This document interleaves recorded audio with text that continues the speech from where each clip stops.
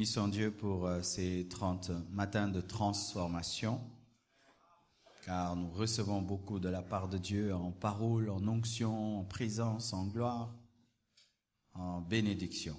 Amen. Et aujourd'hui, je vais continuer les enseignements sur l'amour, et j'avais promis chaque dimanche d'enseigner sur les signes de l'amour. Le dimanche passé, j'ai enseigné sur l'amour se met à la place de l'autre. Amen.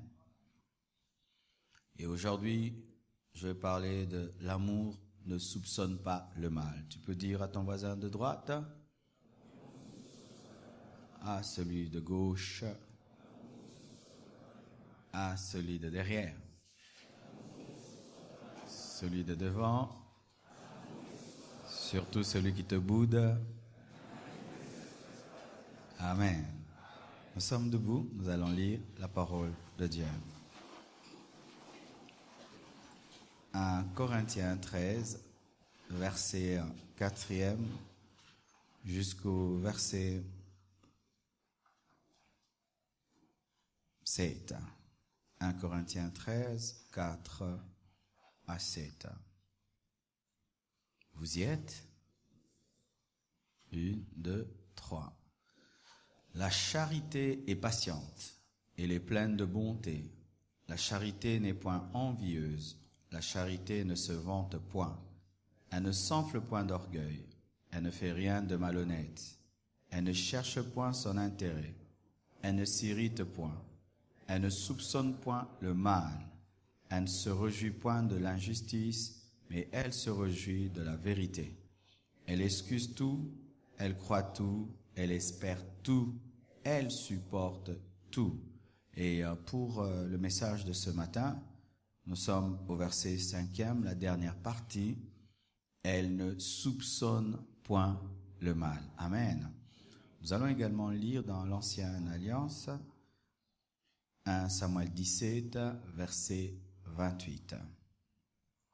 1 Samuel 17, verset 28. Vous y êtes? 1 Samuel 17, verset 28. 1, 2, 3. Eliab, son frère aîné, qu'il avait entendu parler à ses hommes, fut enflammé de colère contre David, et il dit, « Pourquoi es-tu descendu et à qui as-tu laissé ce peu de brebis dans le désert? Je connais ton orgueil et la malice de ton cœur, c'est pour voir la bataille que tu es descendu. » Acclamons la parole. Asseyez-vous, s'il vous plaît. Je vous prie de suivre attentivement ce message, car il va élever notre niveau de sanctification. Car l'amour nous conduit à un niveau plus élevé de la sanctification. Dans la sanctification, il y a des niveaux. Et souvent, nous stagnons dans notre sanctification en nous contentant d'un niveau qui se limite aux actions. Si je ne vole pas, si je ne suis pas dans l'impudicité, si je ne suis pas idolâtre, si je ne suis pas sorcier, je me sanctifie. Mais nous oublions souvent la place des pensées dans la sanctification. Parce que Dieu nous demande de nous sanctifier aussi en pensée. Et le message que j'apporte ce matin, c'est un message qui touche à la pensée. Et aussi aux paroles, mais des paroles qui sont engendrées par la pensée. L'amour ne soupçonne pas le mal. Qu'est-ce que cela veut dire? Cela veut dire que l'amour n'imagine pas le mal chez le frère ou la sœur. Quand tu aimes, tu ne peux pas t'asseoir en train d'imaginer le mal chez l'autre. Il n'a pas fait le mal, il n'a rien dit, il n'a rien fait, mais toi, tu imagines le mal en lui. Ce n'est pas de l'amour. L'amour n'imagine pas le mal chez le frère ou chez la sœur. L'amour n'interprète pas avec malveillance ce qu'il voit chez l'autre. L'amour n'a pas une vue négative de l'autre, où toute interprétation sur l'autre est toujours dans le mal. Toujours dans le mal, jamais tu ne vois le bien dans l'autre, tu ne vois que le mal. L'amour ne cherche pas l'époux aux autres. Vous connaissez cette expression, chercher l'époux à l'autre. C'est-à-dire chercher tout le temps des petites erreurs, tout le temps des petits défauts, tout le temps.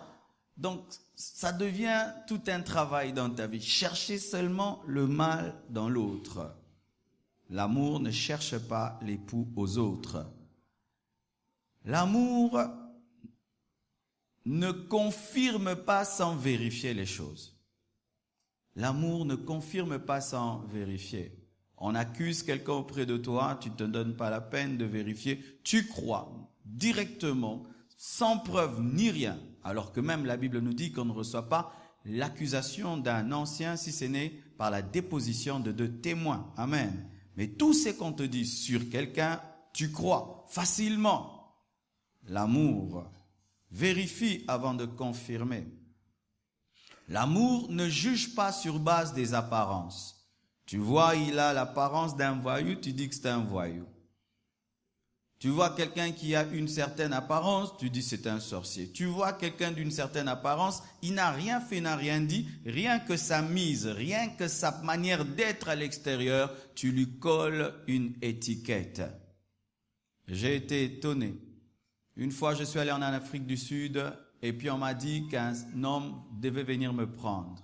Et puis je vois une voiture qui vient me prendre. Celui qui sort de là, un blanc, grande de taille, je crois il avait même 2 mètres, costaud comme tout, avec des tatouages, il a mis Jésus ici, une croix ici. Et puis je me suis senti en danger dans la voiture. J'ai dit, mais ça c'est quel genre de personne? Et puis il commence à m'expliquer, pasteur, j'ai fait l'arthéophilie et moi j'ai un ministère pour les drogués. Moi, je vais dans les boîtes de nuit, je demande la permission de prêcher, on arrête la musique mondaine, on me donne le micro et puis je prêche. Et quand je vais faire la musculation, comme il y a beaucoup de voyous, quand ils voient que j'écris Jésus, ils me posent c'est qui et puis je leur explique et puis je les convertis. Mais moi, en tant que Congolais, cet homme n'est pas rempli du Saint-Esprit. Tu juges les gens sur base de leur apparence. Tu ne te donnes pas la peine même de creuser un tout petit peu. Comme il ressemble à ça, donc il est comme ça. L'habit ne fait pas toujours le moine. Même les païens l'ont dit. Amen. Hein? Tu juges l'autre. L'amour n'adhère pas à une mauvaise opinion sans vérifier. Tu peux arriver dans un lieu, il y a une opinion courante, tout le monde dit la même chose, telle personne est mauvaise, telle et telle. Et tu arrives dans ce milieu, tu ne te donnes pas la peine, comme tout le monde dit que c'est une mauvaise personne, donc c'est une mauvaise personne. Tu as vérifié? Non, j'ai pas vérifié. Tout le monde dit que c'est une mauvaise personne, donc c'est une mauvaise personne. Il y a des gens que j'ai rencontrés qui m'ont dit, oh pasteur, oh tu es humble, pourquoi? Oh, on nous disait tu es orgueilleux, tu es un orgueilleux, tu es un orgueilleux. Tu es comme ça. Pourquoi? Tout le monde dit que tu es l'orgueilleux, toi aussi du coup, tu prends maintenant des positions face à lui, c'est un orgueilleux et tout, mais tu l'as jamais approché, tu l'as jamais salué, jamais tu ne l'as fait, mais de loin seulement, c'est un orgueilleux. Pourquoi? Les gens m'ont dit. Alléluia. L'amour ne juge pas sans preuve. Ne juge pas sans preuve. Lorsqu'on accuse quelqu'un auprès d'un homme qui a l'amour, il demande les preuves. Alléluia. C'est ça la qualité des gens qui ont l'amour. Où sont les preuves? Où sont les preuves? Est-ce que vous êtes sûr? Est-ce que vous êtes sûr? Lorsqu'on accuse quelqu'un auprès de toi et tu crois facilement, c'est un signe de méchanceté. C'est un signe de méchanceté. Les gens qui ont l'amour demandent les preuves. Donnez-moi les preuves. Est-ce que c'est vrai? Donnez-moi les preuves. Non, tel a dit non. Donnez-moi les preuves. Et même dans la justice des hommes, on appelle le bénéfice du doute. C'est-à-dire, même si on attrape quelqu'un dans le mal, on lui concède le bénéfice du doute. Même les païens qui n'ont pas le Saint-Esprit, dans leur droit, ils ont établi le bénéfice du doute. Mais parmi les chrétiens, si on dit, donc c'est vrai. L'amour ne fait pas des accusations gratuites. À l'occasion de rien, tu commences à dire des choses, divaguer, tu dis pourquoi j'ai pensé, donc c'est, j'ai senti, donc c'est, et tu racontes, tu peux même appeler des gens, tu racontes et tu racontes et tu racontes et tu racontes. Pour toi c'est rien, mais tu ne sais pas ce que tu es en train de créer. L'amour ne fait pas des accusations gratuites. L'amour ne sait pas. L'amour plutôt sait qu'il est pas omniscient. Un homme qui a l'amour sait que je ne connais pas tout.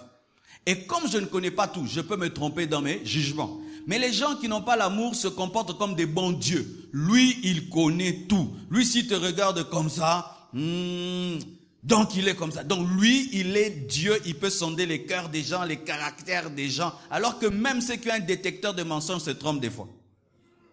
Alléluia. Il y a certains détecteurs de mensonges qui fonctionnent, on te met là et puis sur base de ta tension et de ton pouls, on peut savoir si tu mens ou pas. Mais il y a des gens qui sont capables de se concentrer et de changer même leur battement cardiaque. De sorte qu'ils savent peut-être, c'est vrai, mais à 90%, c'est vrai à 80%. Mais toi, tu peux confirmer les choses sur le genre comme si tu es Dieu. Comme si tu es Dieu. Alors que même les prophètes se trompent sur les cœurs des gens, mais toi, tu peux confirmer que tu maîtrises le cœur d'un homme. L'amour reconnaît qu'il est incapable de tout connaître. Un homme qui a l'amour dit souvent, je ne sais pas. Je ne peux pas confirmer. Alléluia. Un homme qui a l'amour, on peut dire des choses, dit, ça je ne sais pas.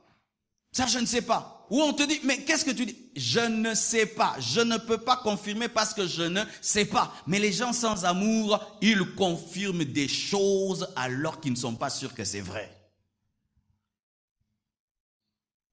L'amour n'est pas rempli de préjugés. Préjugés, c'est juger quelqu'un sans même le juger. Il n'a rien dit, il n'a rien fait, tu le juges. Ça, c'est un orgueilleux. Ça, c'est un impudique. Ça, c'est un sorcier. Ça, c'est un païen. Celui-ci, c'est un sorcier. Celui-ci, il est venu me combattre. Est-ce que tu as pris le temps? Non. Tu le juges avant. Avant même qu'il se présente, déjà, tu l'as jugé. Et il y a des gens qu'on n'a jamais rencontrés, jamais ils vivent même sous d'autres cieux, mais tu es au Congo, tu l'as déjà jugé. Et le jour qu'il arrive au Congo, tu te comportes comme si tu le connais, mais tu ne l'as jamais rencontré. Alléluia. L'amour n'est pas rempli de préjugés. L'amour ne voit pas le mal partout. L'amour d'ailleurs a cette qualité, de chercher aux autres des qualités. L'amour trouve aux autres même des qualités qu'ils n'ont pas. L'amour crée même des qualités qui n'existent pas. Mais la méchanceté cherche toujours le mal dans les autres et même peut créer le mal même s'il n'en trouve pas. L'amour ne généralise jamais. Dans la généralisation, il y a ce qu'on appelle l'induction et la déduction. L'induction, c'est juger un groupe à travers d'un individu. Quelqu'un te fait le mal, un Congolais te fait le mal, du coup tu dis tous les Congolais sont des escrocs. Mais c'est un seul Congolais qui t'a fait le mal. Tu fais l'induction. Et la déduction, c'est quoi? C'est juger un individu à partir d'un groupe. Un groupe te fait le mal et tu dis que tous ceux qui sont dans ce groupe sont mauvais. Alléluia. Ainsi, 1000 Congolais te font le mal et si un Congolais vient, avant même de le juger, tu dis qu'il est mauvais, alors qu'il y a un principe, il y a l'exception. Il y a des personnes qui sont exceptionnelles. Elles peuvent sortir d'un mauvais groupe, mais elles sont exceptionnelles. Joseph est sorti d'une famille de polygames. Il n'était pas polygame. Mais tu ne vas pas dire, comme ton père est polygame, ton arrière-grand-père est polygame, donc tu es polygame. Moi, je suis Joseph. Donne-moi l'occasion de te prouver que je suis différent.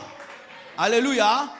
Les gens de telle tribu sont ceci. Donne-lui l'occasion de te prouver qu'il est différent. Mais avant même qu'il ne dise quoi que ce soit, tu l'as déjà jugé parce qu'il est de telle tribu, parce qu'il est de telle race, parce qu'il vient de tel groupe. Une personne te blesse, du coup tu juges tous les hommes à partir de la blessure d'un homme. Les hommes sont mauvais. Les hommes sont mauvais. Un homme te blesse, tu dis les hommes sont mauvais. Une femme te blesse, les femmes. Est-ce que les femmes, combien de femmes quand tu dis les? C'est pourquoi faites attention aux gens qui disent toujours les choses au pluriel. Les, ou les on dit, on dit, pose la question. Dans le on, c'est lui-même. On a dit, les gens disent. Pose la question, c'est lui-même, les gens.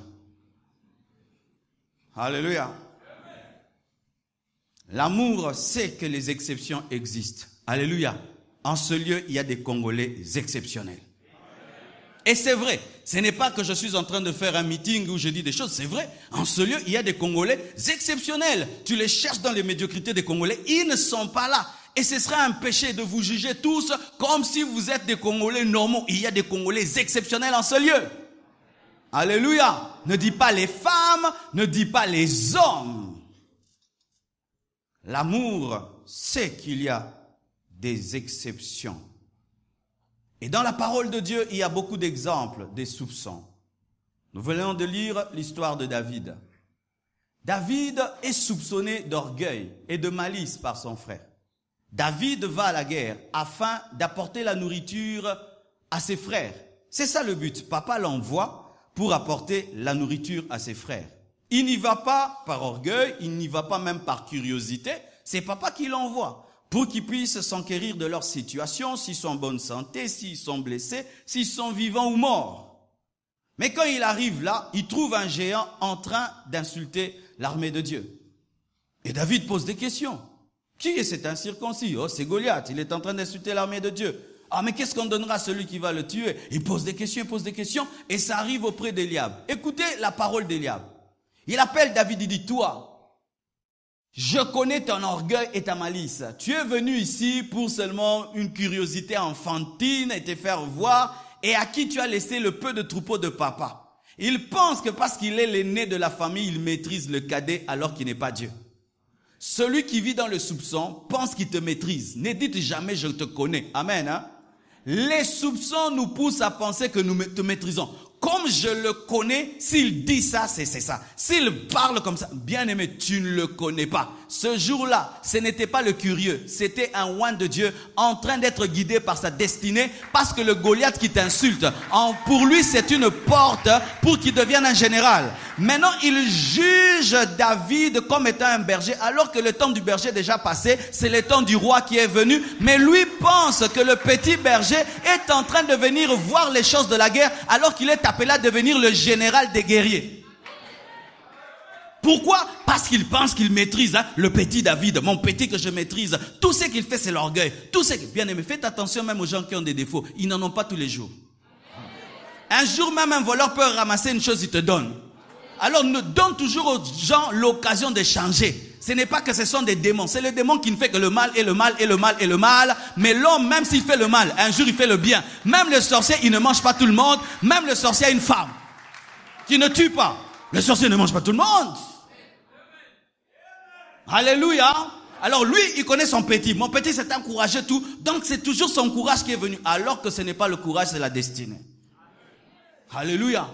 Combien de fois nous appelons des David des orgueilleux? Combien de fois nous appelons des David des malicieux alors qu'ils sont en train de vivre leur destinée? Combien de fois nous avons traité tous ces gens qui ont des grandes visions d'orgueilleux alors que ce n'est pas l'orgueil, c'est la destinée? Ce n'est pas parce que tu ne comprends pas le comportement de David que tu vas lui coller une étiquette. Et ce n'est pas parce que un jour David a opéré avec orgueil qu'il reste orgueilleux. La vie n'est pas une photo, la vie c'est un film. Alléluia. Ce n'est pas parce qu'un jour quelqu'un fait le mal et que toute sa vie il fait le mal. Il a fait le mal il y a 10 ans. Mais toute sa vie. Ah, comme il avait fait le mal ce jour-là, donc aujourd'hui, non bien aimé. Si toi tu changes, les autres changent. Si toi tu changes, les autres changent.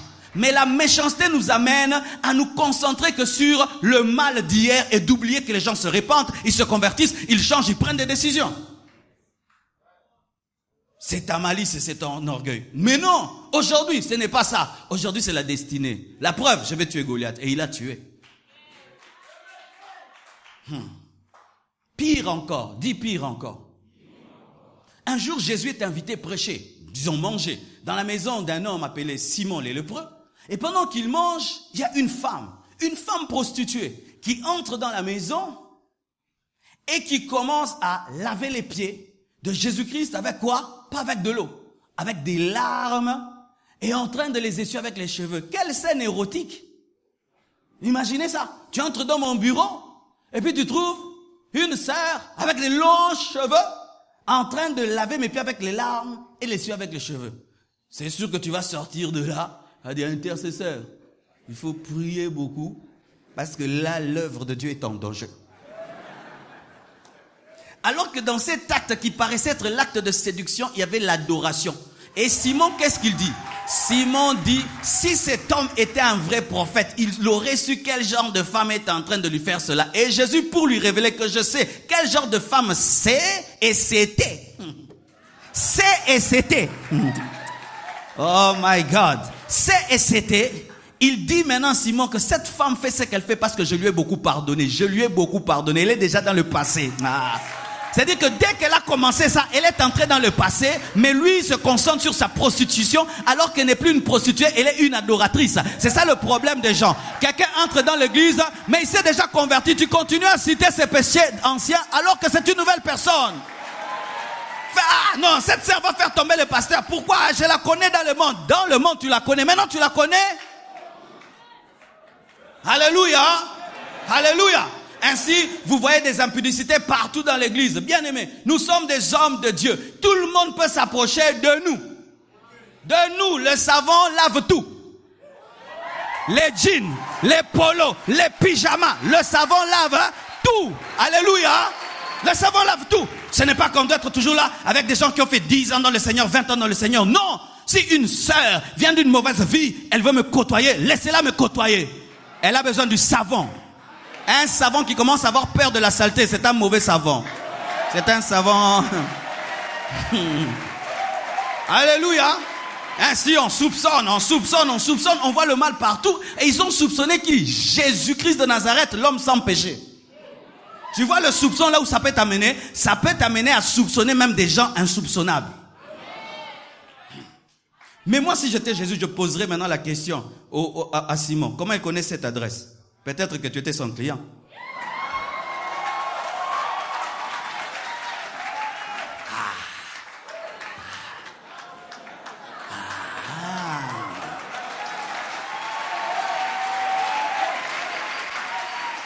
La Bible ne dit pas qu'elle a toqué. Elle est entrée. Peut-être qu'elle est entrée sous. Ou peut-être ce jour-là, elle était venue pour Simon, elle trouve Jésus. Si on peut te soupçonner comme tu soupçonnes aussi les autres. Si on peut te soupçonner comme tu soupçonnes les autres. Comment elle est entrée là facilement et comment toi tu l'as reconnu facilement? Ah ouais, elle s'habille d'une certaine manière. Mais peut-être aussi qu'elle était venue pour toi, elle a trouvé la parole et s'est convertie. Ça, Jésus n'a jamais dit ça. Pourquoi? Il n'avait pas le temps pour ces bêtises. C'est facile de soupçonner les autres si on peut te retourner les choses. Si cet homme était, toi aussi si tu étais saint, qu'est-ce que cette femme fait dans ta maison? Parce que ce n'est pas la maison de Jésus.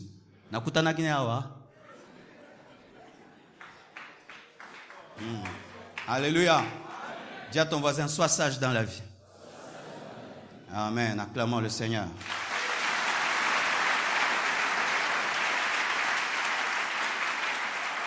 Et encore quelqu'un qui est soupçonné.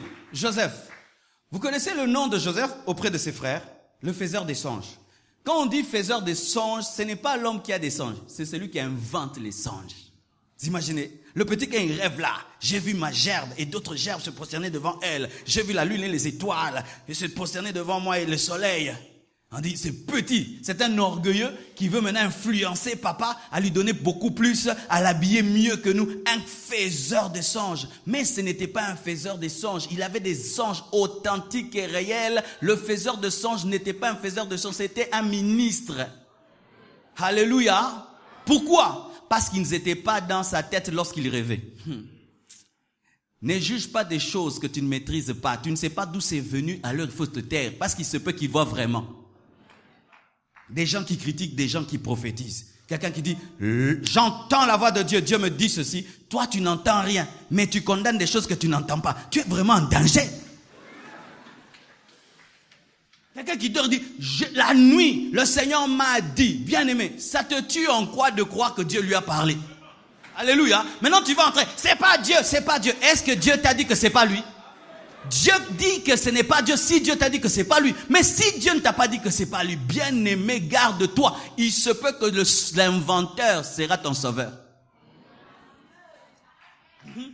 Parce que le faiseur de songes, c'est celui qui a sauvé les gens qui se moquaient de ces songes. Ils étaient dans ces songes. Les songes dont ils se moquaient étaient leur salut. Tu vas les même soupçonner les bonnes choses qui te béniront. Quand Jésus-Christ est en train de faire la boue, afin de guérir cet homme, on peut dire, regardez comment il est sale. Alors que cette saleté, c'est à ta guérison. Tu es en train de critiquer la boue.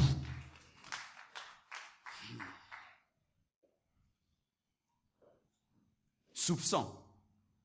Pas seulement lui, encore un autre. Ça, un serviteur de Dieu. Et nous, serviteurs de Dieu, faisons très attention. Ce n'est pas parce que tu sers Dieu que tu connais tout. Ce n'est pas parce que je me tiens sur cette chaire que je maîtrise tout. Je reconnais que je ne maîtrise pas tout. D'ailleurs, la plupart des choses, je ne les maîtrise pas. Alors, lui, il est en train de servir Dieu. Et puis, il voit une femme. Il voit une femme opérer dans une dimension qu'il n'a jamais vue. Parce que des fois, tu peux être serviteur de Dieu, mais le fidèle manifeste un fardeau que tu n'as jamais vu depuis que tu es né. Il manifeste une foi que tu n'as jamais vue. Parce que c'est pas parce que tu es devant que tu es devant. Tu es devant parce que tu prêches. Mais tu peux être devant parce que tu prêches, mais dans la foi, il y a quelqu'un qui est avant toi. La femme à la perte des sangs avait plus de foi même que les pierres. Mais elle n'était pas avec Jésus, mais elle avait plus de foi. Maintenant, Anne vient dans la maison de Dieu et elle est en train de vibrer en esprit. Le sacrificateur pense quoi? Que lui, elle est en train de manifester l'ivresse. Il confond le fardeau avec l'ivrognerie. Femme, fais passer ton vin. L'homme de Dieu soupçonne la femme d'être ivre alors qu'elle est en train de vibrer. Alléluia. Et des fois, c'est ce qui arrive dans le ministère. Quelqu'un peut venir à l'église, là, un grand fardeau. Oh, c'est une sorcière. Qui te dit que c'est une sorcière? Elle a un fardeau. L'envoyé du diable. L'envoyé du diable. Comme si Dieu n'envoie que des gens froids. Si quelqu'un aime beaucoup l'église, se donne beaucoup à l'église, c'est l'envoyé du diable. Pour que maintenant Dieu lui envoie seulement des gens qui n'aiment pas beaucoup Dieu, qui n'aiment pas beaucoup ses serviteurs. Si quelqu'un aime beaucoup les serviteurs de Dieu, fais attention. Donc Dieu nous a envoyé que vous les froids.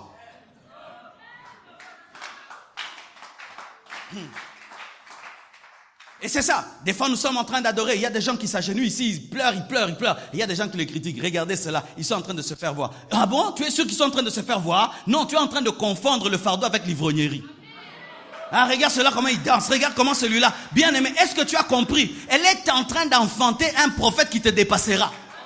Car la Bible nous dit en ce temps-là, les visions étaient devenues rares. Mais elle, quand elle a engendré Samuel a commencé à voir. Et la Bible dit, aucune de ses paroles n'était tombée à terre.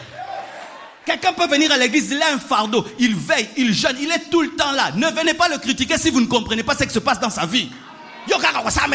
Bien aimé, tais-toi, laisse Anne vibrer. Laisse Anne vibrer. Si tu ne comprends pas sa vibration, tu lui poses la question, maman, c'est quoi? C'est l'ivresse ou c'est l'esprit? Là, elle t'explique. Mais si tu ne comprends pas, ne dis rien. Alléluia. Ah, vous voyez comme le frère là, il vient donner là. Il y a déjà, regarde, ses frères, il vient se faire voir. Mais tu ne sais pas ce qu'il a demandé dans son cœur. C'est ça le problème. Sacrificateur Élie, ce n'est pas parce que tu es sacrificateur que tu es Dieu. Ce n'est pas parce que tu connais Dieu dans une dimension que tu connais tout. Tu ne connais pas tout. Tu ne connais pas tout. Faites attention aux gens qui veulent prétendre tout connaître. Nous ne connaissons pas tout. Nous prophétisons en partie. Nous enseignons en partie. Nous connaissons en partie. Tout c'est en partie. Mais c'est au ciel que tout sera complet. Alors, dans la partie que j'ai, il se peut que toi tu aies l'autre partie.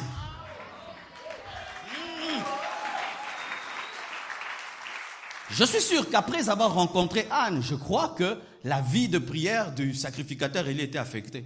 Lui aussi, il a commencé à faire comme elle. Ah, si vous ne savez pas, des fois je suis édifié par vous. Hier, j'étais à un deuil. 3 sœurs de cette église ont perdu leur père. On a enterré hier.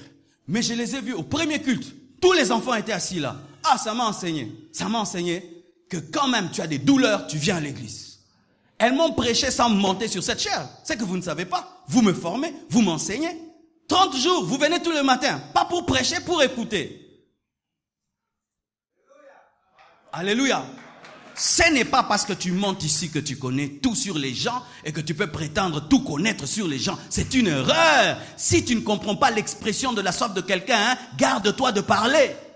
Tant que ce n'est pas le péché, garde-toi de parler. Tu risques d'appeler esprit ivrognerie. C'est ce qui est arrivé le jour de la Pentecôte. Ils étaient remplis du Saint-Esprit. Ils ont dit quoi? Ils sont pleins de vin doux.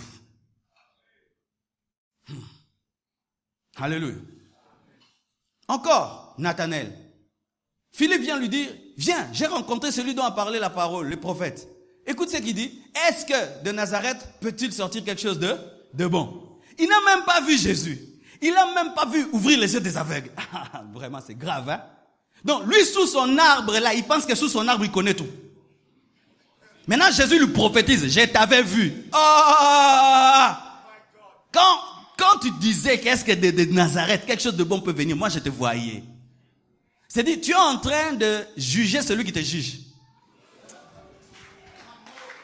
Tu es en train de dire des choses sur quelqu'un qui te dépasse. Pourquoi? Parce qu'il avait des préjugés. Et c'est vrai, en ces temps-là, de la Galilée ne sortaient pas des grands hommes, des grands rois. Mais c'est pas parce qu'il y en a pas qu'il y en aura jamais. Alléluia. Quelqu'un monte sa main ici et dit,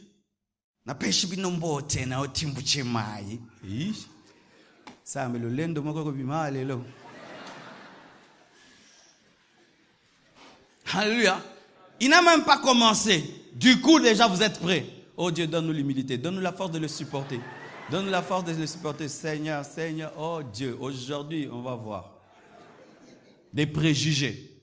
Il n'a même pas rencontré Jésus. Il n'a même pas vu parler. Du coup, il dit que rien de grand. Alors qu'il était le plus grand de tous. Alléluia. Alors qu'il était le plus grand de tous. Mais lui, est-ce que quelque chose de grand peut sortir de là? Pourquoi? Des préjugés. Juger quelqu'un sans l'avoir vu ni écouté.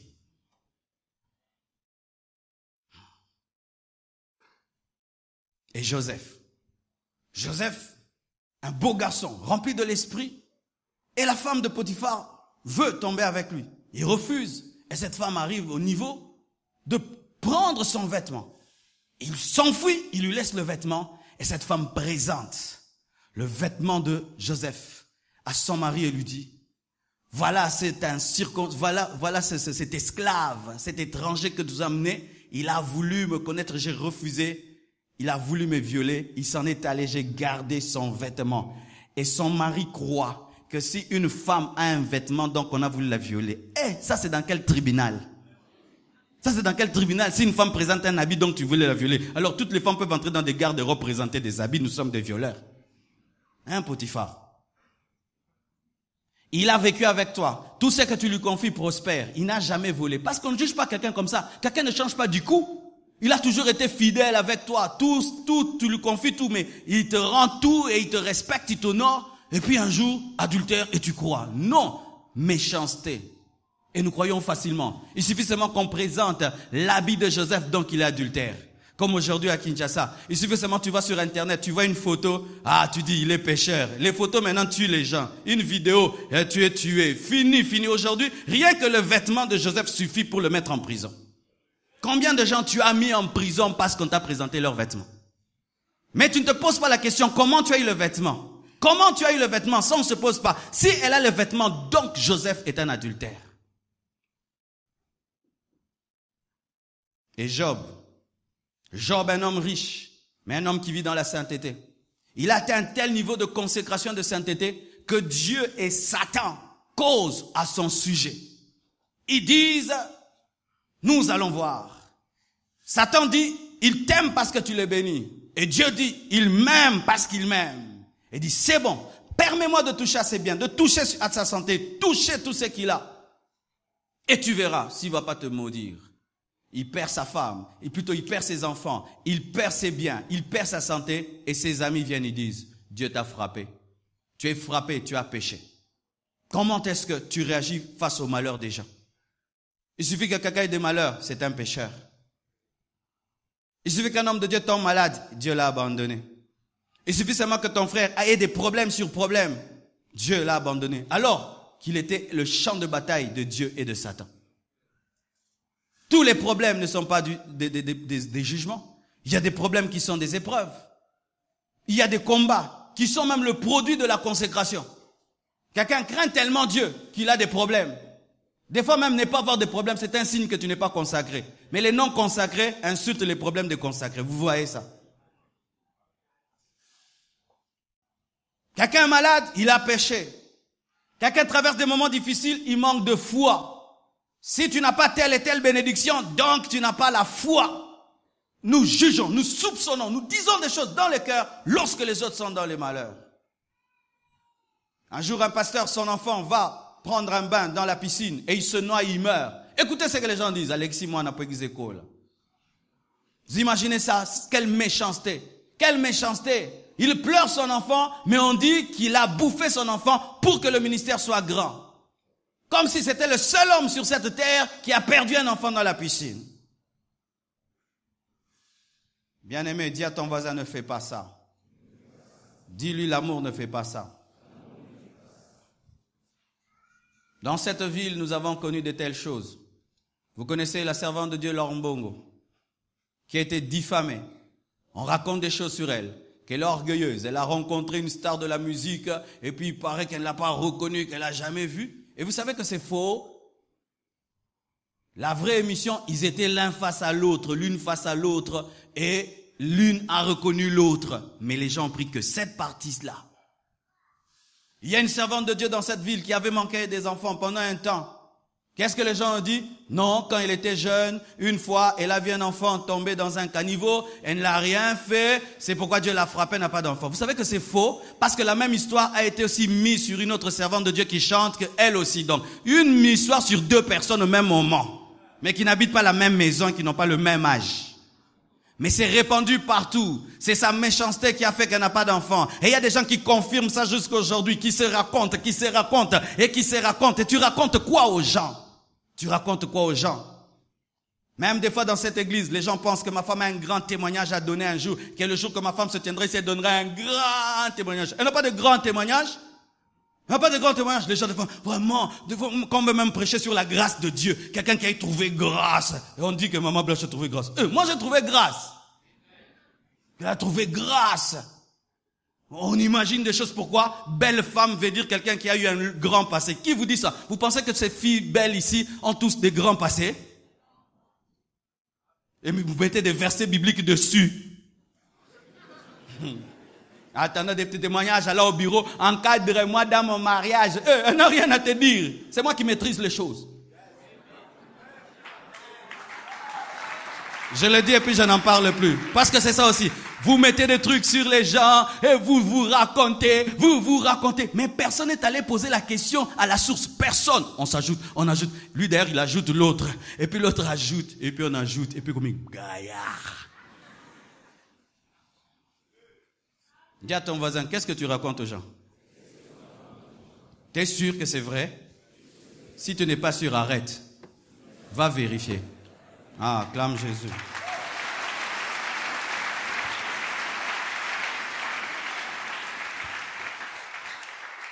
Si une femme est belle, elle est impudique. Est-ce que c'est vrai? Est-ce que c'est vrai? Est-ce que c'est Satan qui vous a créé, vous qui êtes belle? Alors, habillez-vous comme les musulmans, cachez cette beauté démoniaque. Alléluia. Si une femme est claire, elle est impudique. C'est vrai? Et les bois noirs ne commettent pas l'impudicité. Hein? Donc l'impudicité, seulement, c'est être clair. Quand on est noir, on est saint. Hein? Les noirs, vous êtes saintes. Les noirs. Bois noir, vous êtes saints. Vous êtes saintes. Clair de peau veut dire péché. Noir de peau, sainteté. Mais si on dit maintenant que ça est tout noir.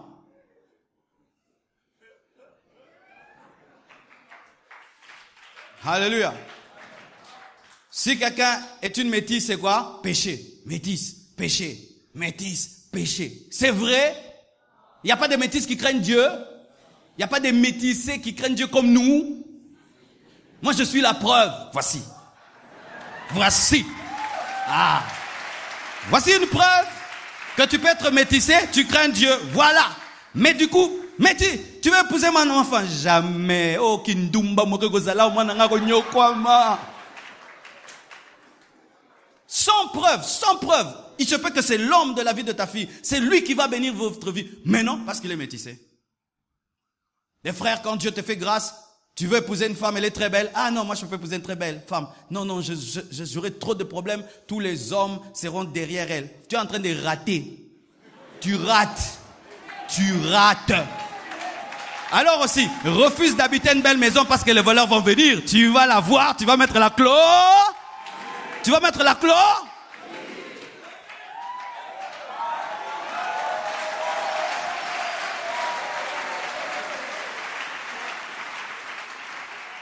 Tout Moulouba, orgueilleux, bien-aimé. Il y a un papa dans cette église. Non, mais tu ne sauras même pas qu'il est né là-bas. Purifié, sanctifié par le Saint-Esprit, libéré de tout. Il y a des Balouba qui sont humbles. Tu ne crois pas ça? Tu vois, tu ne crois pas. Donc tu limites l'œuvre du Saint-Esprit. Il y a des Bakongo qui donnent. Oui. Il y a des Bakongo qui donnent. Il y a des Baswahili qui ne s'enivrent pas. Oui, il y a des Baswahili qui ne s'enivrent pas.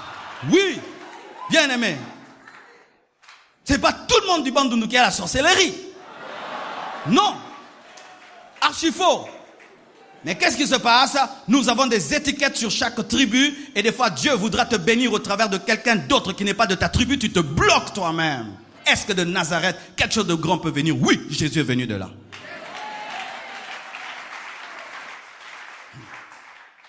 Si quelqu'un s'appelle prophète, c'est un avant.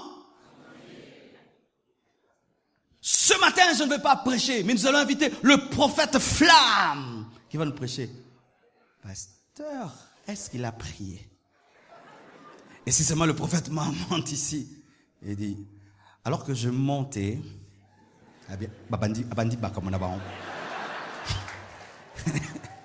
j'ai vu un ange là-bas et ici un feu et là-bas la gloire. Il fallait que le pasteur lui-même prêche la parole.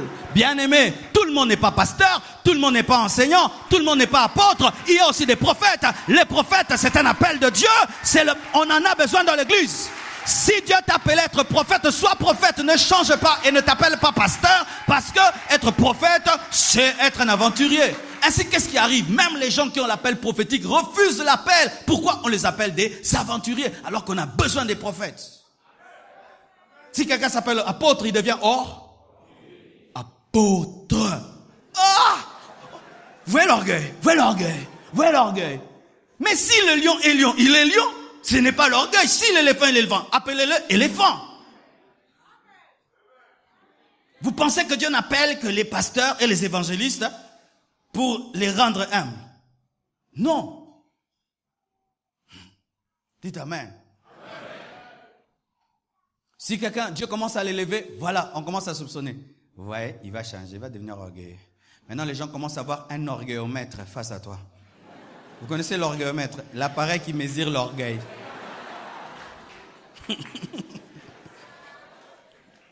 Oui, il a prêché, il lui mettait jamais la main dans la poche. Vous voyez, il a mis la main dans la poche. L'orgueil a commencé. Toi, tu ne mets jamais la main dans la poche. Des fois, c'est seulement une phrase. Ouais. Tout le monde attend. Quand quelqu'un est riche, on le traite d'orgueilleux. C'est pourquoi des fois, quelqu'un vient, il gare une belle voiture, il est parfumé. Quand il arrive là,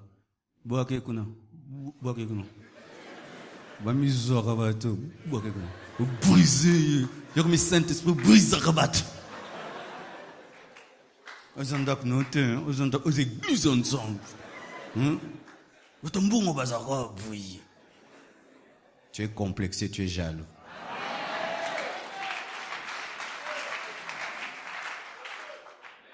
Tout ce que tu rêves, c'est Dieu. Tout ce que tu rêves. Est-ce que c'est vrai que tout ce que tu rêves, c'est Dieu? Tu rêves de quelqu'un qui te poursuit le matin, décision. Quitte-le, quitte-le.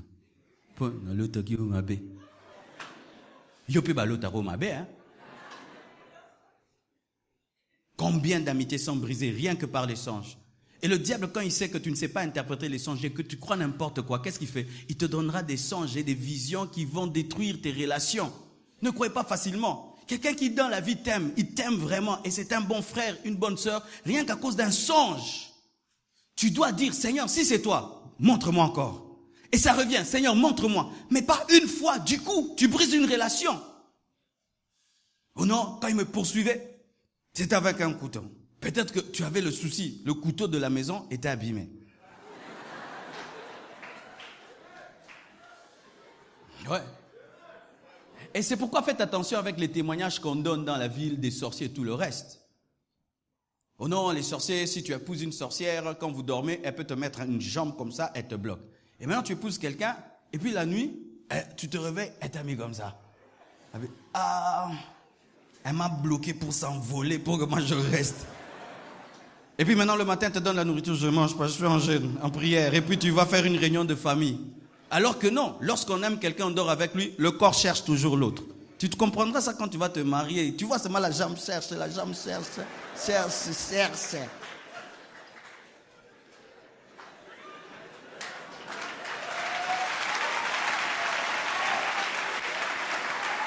Maintenant, l'autre t'aime beaucoup, il cherche. Takindogi. Bolingo.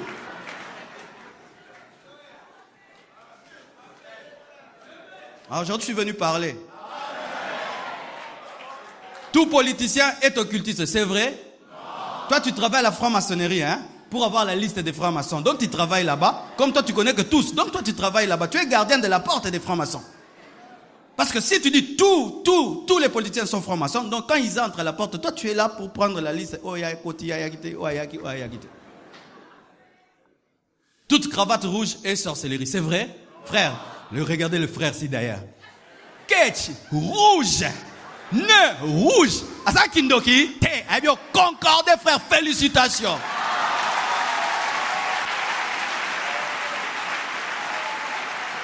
Tout ce qui est rouge, sorcellerie. Un tapis rouge, sorcellerie. Chaise rouge. Vous tous qui êtes sur des chaises rouges, quittez ça, c'est la sorcellerie. Vous voyez cela? Tout triangle est l'occultisme. Mais toutes les maisons sont triangulaires. Toutes les maisons, presque, sont triangulaires.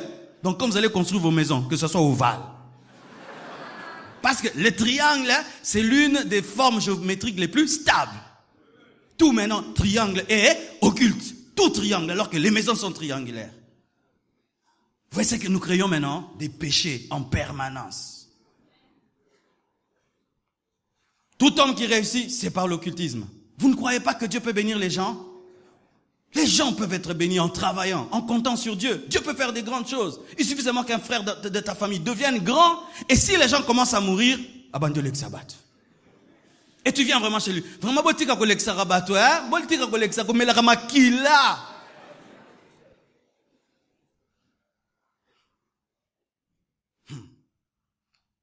Dieu te donne l'argent. Si seulement quelqu'un s'approche de toi, c'est pour ton argent. Bien aimé, c'est pas tout le monde qui s'approche de toi pour ton argent. Il y a des gens comme ça. Si seulement tu t'approches de lui pour son argent. Certains maintenant, je leur dis maintenant, je faisais que te saluer. C'était pour un bonjour. Parce qu'il y a des gens comme ça qui pensent qu'on ne s'approche d'eux que pour leur argent. Pour l'argent. L'appeler, c'est pour son argent. L'aimer, c'est pour son argent. Non, il y a des gens qui t'aiment pour rien. J'aimerais dire aux gens ici, il y a des gens qui t'aiment pour rien, même si tu es riche, qui t'aiment pour rien, qui n'ont même pas besoin de ton argent. Ils aiment ta personne. C'est important qu'on vous dise aussi cela. Tout le monde n'est pas jaloux de toi quand tu deviens grand. Il y a des gens qui aiment ton succès, qui sont heureux. Ce n'est pas tout le monde qui est jaloux de toi. Mais le problème, c'est que nous avons dépensé. Comme Dieu m'a élevé, donc ils sont jaloux. Comme je suis riche, donc ils m'aiment pour mon argent. Pas toujours. Pas toujours. Il y a des gens sincères. Il y a des gens honnêtes. Amen. Hein? Si tu appelles quelqu'un, il ne répond pas. Qu'est-ce que nous disons? Qu'est-ce que nous disons? Ah bon, moi, tu as silencieux, tu vibres, toi là, que moi, je m'en salara. Donc, appelle-nous. Tu appelles quelqu'un, il ne répond pas. Du coup, tu l'imagines en train de regarder le téléphone et de voir que c'est ton nom et puis jette le téléphone. Vous imaginez ça? Vous imaginez ça? Des péchés modernes.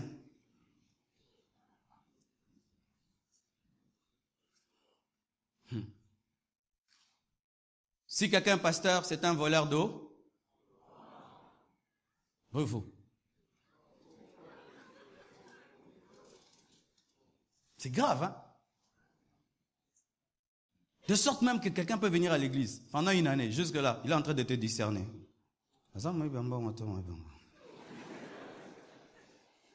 Et si pendant une opération achat parcelle, tu achètes une voiture, c'est l'argent de quoi?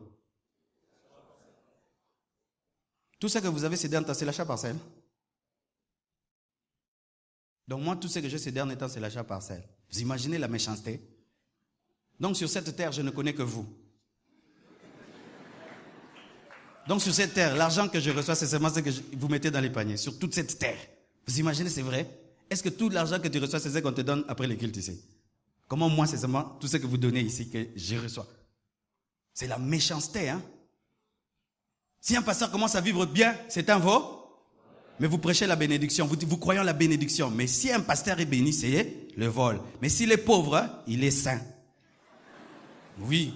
Regarde ce saint homme de Dieu. On a pantalon tchéboué, on a tunanzamba munene. Tam tanzambo ya mikiti saka teza bubola.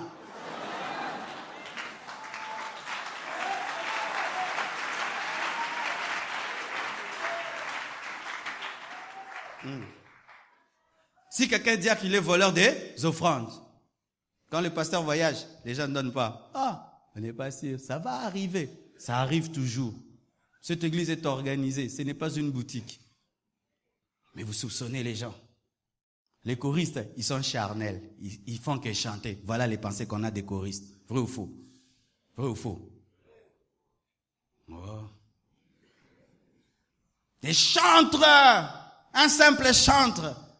Et ils aiment que chanter, ils n'ont pas l'onction, ils n'ont pas la puissance. Vous pensez que vous craignez Dieu plus que Sylvain? Toi, tu peux gérer des jolies filles comme ça et tu fais rien. Toi.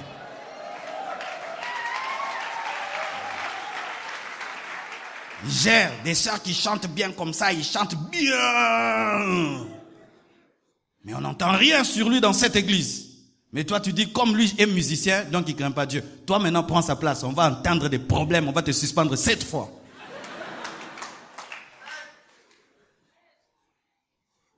Des pensées mauvaises. Mais on prie. Mais on a des mauvaises pensées sur les autres. Quand quelqu'un est infirme, c'est un sorcier. L'infirmité, c'est la sorcellerie. L'infirmité, c'est sorcellerie.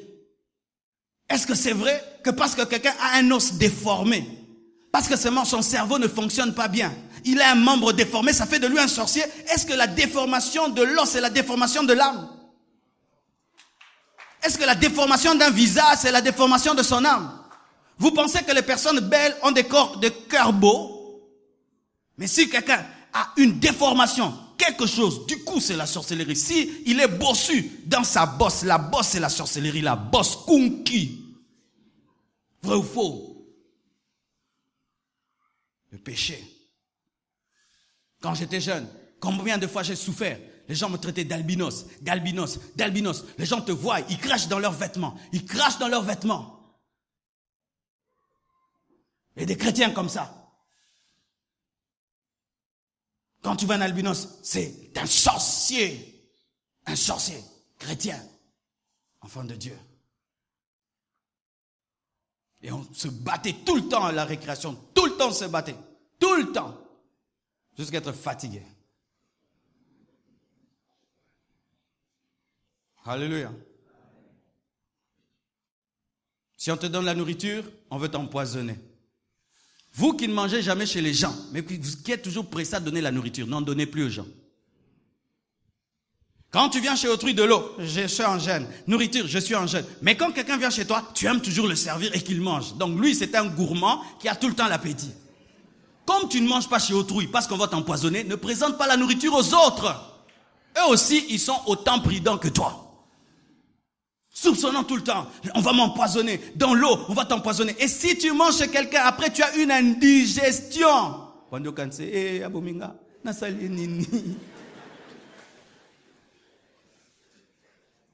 Mais toi-même, tu prépares ta nourriture, tu as des indigestions. Alléluia. Tellement de choses que nous faisons. Tellement, tellement. Et même dans le mariage. Tellement de jalousie. Tu soupçonnes tout. Tu soupçonnes tout. Tout, tu soupçonnes. Te réveillant la nuit pour vérifier le téléphone, voir les appels.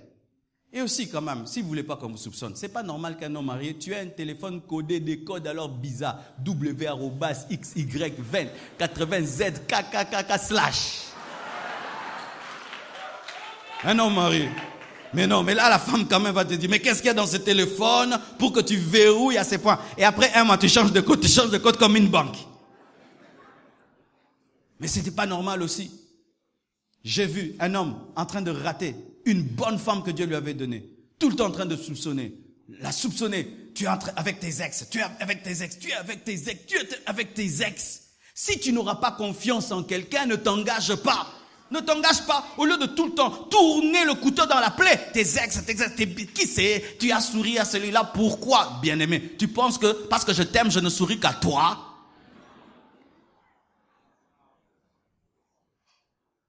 Alléluia. C'est pourquoi, bien-aimés frères et sœurs, je vous conseille de faire ceci.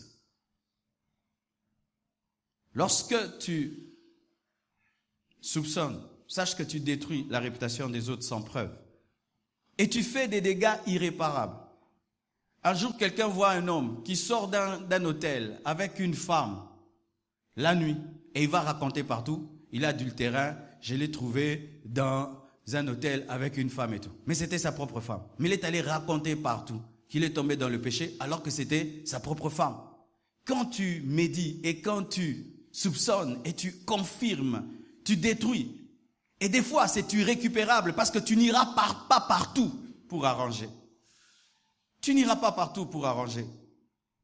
Et tu freines ta propre vie. Pourquoi? Tu limites ceux qui peuvent te bénir. Tu limites toi-même. Quelqu'un ne t'a rien fait. Du coup, tu le taxes d'une chose, alors que c'est lui qui porte ta bénédiction. Imagine que Élie soupçonnait le corbeau. Le corbeau lui amène la nourriture. Il a mangé cette nourriture. Il ne l'a pas taxé d'impur parce que Dieu l'avait sanctifié. S'il avait condamné le corbeau, il serait mort de faim. Lorsque tu soupçonnes, tu intoxiques, pas seulement toi, tu intoxiques les autres parce que les soupçons amènent toujours les paroles et ces paroles détruisent les autres. Et surtout, tu attires le jugement de Dieu sur ta vie. Tu attires le jugement de Dieu sur ta vie. C'est pourquoi faites toujours ceci. Si tu ne sais rien, ne dis rien. Amen. Si tu ne sais rien, ne dis rien. Si tu n'as pas de preuves, ne confirme jamais rien. Ne juge jamais quelqu'un sur base des apparences. Mets-toi toujours à la place de celui que tu soupçonnes et va réparer ce que tu as détruit. Alléluia. Va réparer ce que tu as détruit. J'ai fait cela dans ma vie. Quelqu'un qui se donnait un nom. Big. Et moi, je disais, un orgueilleux. Il s'appelle Big. Il s'appelle Big Prophète. Un orgueilleux. Sans même savoir pourquoi on l'appelait comme ça. Yokuti lisolo na katikati ou enchaîné. Erreur, hein? N'est-ce pas qu'il y a des films quand tu le trouves au milieu, tu ne sais rien, il faut recommencer au début. Moi, j'entre au milieu. Et ce que nous ignorons dans la vie, c'est que quand tu soupçonnes et tu critiques, la pierre que tu lances finira par tomber sur ta tête. Un jour, je vais à Matadi prêcher la parole de Dieu. Et je le trouve aussi, lui aussi, prêcher là. J'étais assis, j'ai oublié ce que j'ai dit. Et lorsqu'on mangeait, en train de manger, il me dit, Marcelo, tu sais que mes cousines prient chez toi? Ah, j'ai dit, ah, gloire à Dieu. Alors, mes cousines m'ont dit que tu dis que je suis un orgueilleux parce que je m'appelle Big. Je vais t'expliquer comment je m'appelle Big. Ah, je dis, c'est vrai, je n'ai jamais demandé. Alors, parce qu'il est vraiment grand, costaud, tout là. Alors, il y a un Américain qui était venu faire une conférence au Congo. Alors, c'est quelqu'un qui est très remarquable, si tu le vois. Alors, il ne connaissait pas son nom. Il lui avait donné un surnom, comme le Big. Alors, tout le monde a pris ce surnom, lui a donné. Il dit, c'est comme ça que je m'appelle Big. Moi, je dis, cette bouche ici va me tuer. Je lui ai présenté mes excuses, je m'en suis repenti et j'ai compris que j'avais mal agi. Bien-aimés frères et sœurs, ce que tu dis, tu sais comment ça a commencé? Ce que tu affirmes, tu sais d'où ça vient? Ce que tu dis, est-ce que c'est vrai? Ce que tu penses, tu es sûr que c'est vrai? Si tu as de l'amour, tu ne le feras pas, ce que tu fais. Parce que tu te mettras seulement à la place de l'autre et tu voudras que chaque fois qu'on veut dire quelque chose sur toi ou penser, qu'on te donne le temps de prouver. Que Dieu vous bénisse abondamment.